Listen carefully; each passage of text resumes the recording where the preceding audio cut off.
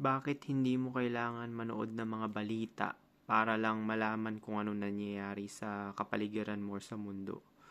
So, yan nasa balita is puro negative yan. Binobomba kanya ng mga negative events, di ba? Tsaka mga pangyayari na hindi naman nag-i-exist sa realidad mo, sa present, at sa kwarto mo, kung nasa kwarto ka, di ba?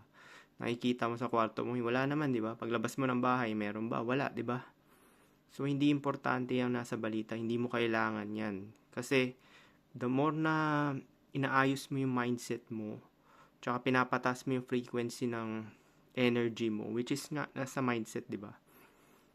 Yung importanteng impormasyon ay dadating sa'yo ng kusa.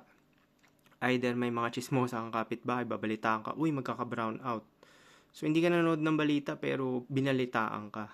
So, yan yung sinasabi ko. Hindi mo kailangan manood ng balita. Yung mga yan, brainwashing lang yan. Kasi, the right information, makukuha mo yan at mahahagip mo yan kung kinakailangan mo. Kasi nga, yung realidad nga ay nagbe-bend sa'yo. Ibig sabihin, kung wala ka, wala rin yung external reality, di ba? So, lahat yan umiikot sa'yo.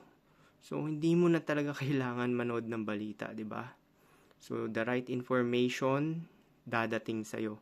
Di ba nga may kasabihan, when the student is ready, the master will come. Di ba? So, yun lang yun. Same principle. So, paano? Kung gusto mo ng ganitong video, mag-follow ka lang. Peace.